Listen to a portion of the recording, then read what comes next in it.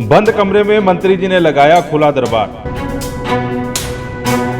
ये तस्वीरें पानीपत के रेस्ट हाउस से देख रहे हैं, जहां पर शुभाशुदा जो निकाय मंत्री हैं या सरल भाषा में कहें नगर निगम के मंत्री हैं, वो खुला दरबार लगा रहे हैं।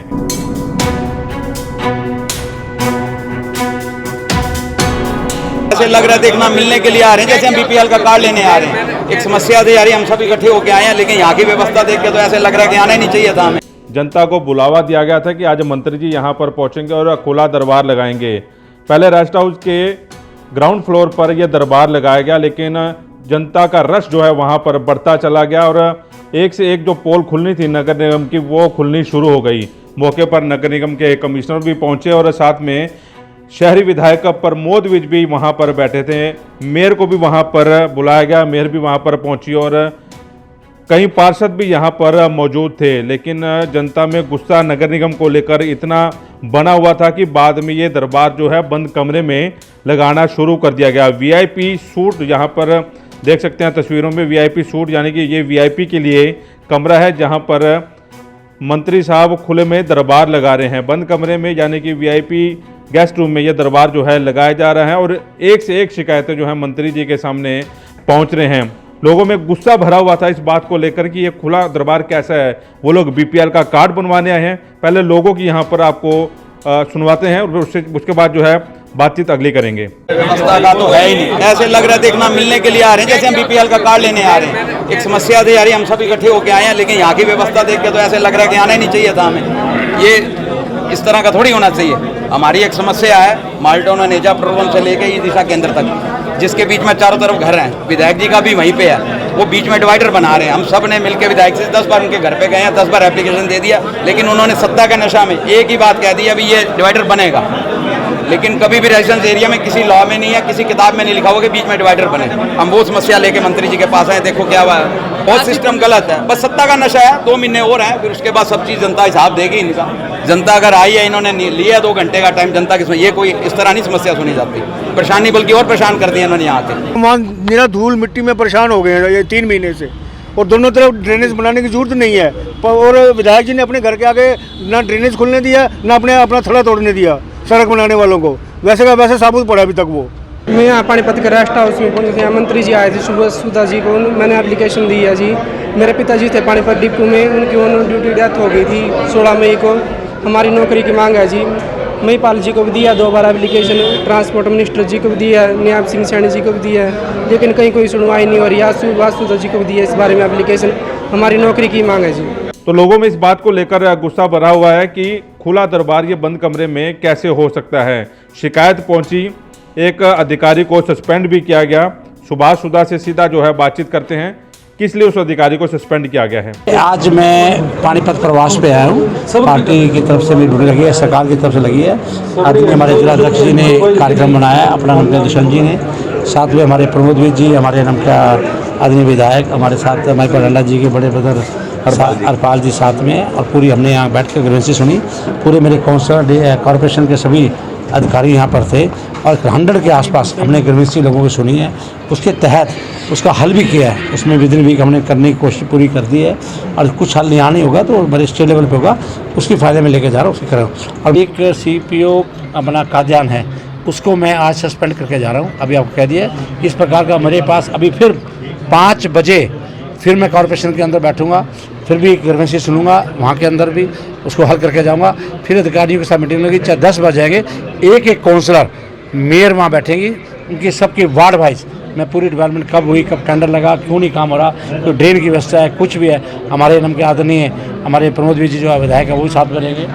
उसकी कंप्लेंट थी कि उसको नाम का जो है वो PMY का लोगों से PMY के लिए पैसे मांगता था, उसको डिले करता था। मेरे पास कंप्लेंट आई है। इसी वजह से ऐसे जो अधिकारी करप्शन में इन्वॉल्वमेंट होंगे, जो कार्य को डिले करेंगे अननेसेसरी, वो एक भी नहीं बख्शा जाएगा, सबको सस्पेंड किया जाएगा। कोई ड्रेन की व्यवस्था में जो टेंडर हुआ है, अगर उसकी सफाई नहीं हुई, वैसे भी स्वच्छता के तौर पर कोई सफाई नहीं हुई, टोटल मैं अभी शहर के अंदर राउंड भी लगाऊंगा। मुझे कहीं भी कमी मिलेगी, कोई अधिकारी सही प्रकार से कार्य नहीं कर रहा, कोई करप्शन में इन्वॉल्वमेंट है, वो समझे वो अधिकारी अपने घर पे बैठे, वो यहाँ आने की कोशिश ना करे। हम चाहते हैं कि समाज के लिए अच्छा, जनता के लिए अच्छा कार्य करें। इसके लिए बहुत सी चीज़ें हमने जनता की जो भी रिक्वायरमेंट है उसको हम पूरा करने का प्रयास कर रहे हैं। मैंने खुले तौर पर कहा है, अगर कोई मुझे रिटर्न में यहाँ पर अभी देगा, अभी करप्शन में ये आदमी करप्शन में मांगता है, डिमांड करता है किसी प्रकार की, तो मुझे लिख के देगा, इमीडिएट उसके ऊपर मैं यहीं पर एक्शन लेके जाऊंगा। मैं आपको तुरंत प्राप्त कराऊंगा। अगर ऐसा कोई दलाली वाला है वो छोड़ के चले जाएंगे, हमारा बिल्कुल अभिन्न है। वोटर आईडी हमने बहुत ईजी कर दी है, किसी प्रकार की कोई दिक्कत नहीं आएगी। तो मैं कहूँगा इसी तरह हमने गार्बेज चार्जिंग ख़त्म कर दिया है, ओल्ड सिटी के अंदर गार्बेज चार्जिंग ख़त्म कर दिया है, आउट टैक्स में हमने रिबेट दे दिया है। अब इसी तरह हमने जो उनका लाल्ट हो रहा था शहरों के अंदर, उसका भी विदिन वीक हम उसका सर्टिफाई करें, सर्टिफिकेट देने के उसकी चिट्ठियाँ कराए, बहुत ईजी प्रोसेस कर दिया है। और मैं कहूँगा आदरणीय पूर्व मुख्यमंत्री मनोहर लाल जी के मार्गदर्शन में वोटर आईडी क्या होता है, लेकिन ठीक है, एक नम क्या ऑनलाइन चल रहा था, उसमें दिक्कतें आती है, उन प्रॉब्लम्स को हमने ठीक कर दिया। प्रॉपर्टी आईडी की आड़ में अधिकारी मोटा मुनाफा कमा रहे हैं, लोगों से पैसे। देखिए, मैं एक बात आपके बीच में क्या किया गया, पर मैं एक बात मैं आपको कह रहा हूँ, ट्यूसडे से मंगलवार से हमने कर दिया, तो थोड़ा समय लगता है। एक भी आदमी को दिक्कत नहीं आएगी। हमारे खुद के विधायक, जिला अध्यक्ष खुद कॉर्पोरेशन में जाएंगे, लोगों की बात को सुनेंगे।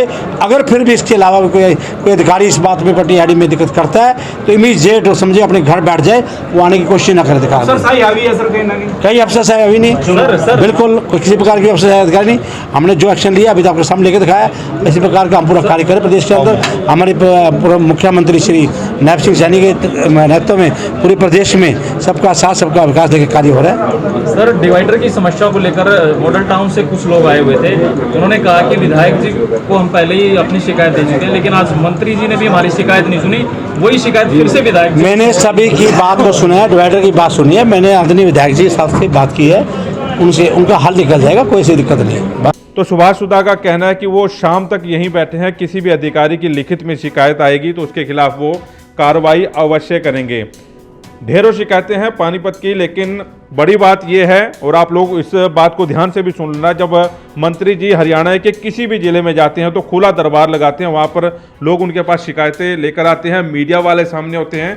लेकिन पानीपत में ऐसा क्या हो जाता है कि नगर निगम में पहले मीडिया को बैन किया जाता है और उसके बाद मंत्री जी जब आते हैं मीडिया के रूबरू नहीं हो पाते, बाइट जो है बाद में दी जाती है, लेकिन बंद कमरे में ये दरबार जो है लगाया जाता है। कहीं मंत्री के सामने मीडिया वाले नेताओं की या अधिकारियों की पोल क्यों ना खोल दें। अब मामला यह है कि मीडिया वालों के सामने अगर अधिकारी को डांट मारी जाए या इन नेताओं के खिलाफ कुछ शिकायत जो है मंत्री जी के सामने दर्ज की जाए तो ये शिकायत कहीं मीडिया के माफिक जो है पब्लिक में ना पहुंच जाए, इसके लिए जो है बंद कमरे में ये दरबार जो है लगाया जा रहा है। अगर ये वीडियो मंत्री जी के सहयोगियों के पास पहुंच रही है तो उनसे अपील है कि जब भी आप पानीपत में आए तो खुले में दरबार लगाएं, मीडिया के सामने लगाएं, ताकि पता चल सके कि पिछले 10 सालों में पानीपत की नगर निगम ने क्या क्या कार्य किए हैं और पानीपत के नगर निगम ने जनता की इन 10 सालों में कितनी सुनवाई की है। आपका इस वीडियो लेकर जो भी कहना है हमें कमेंट बॉक्स में जरूर लिखें।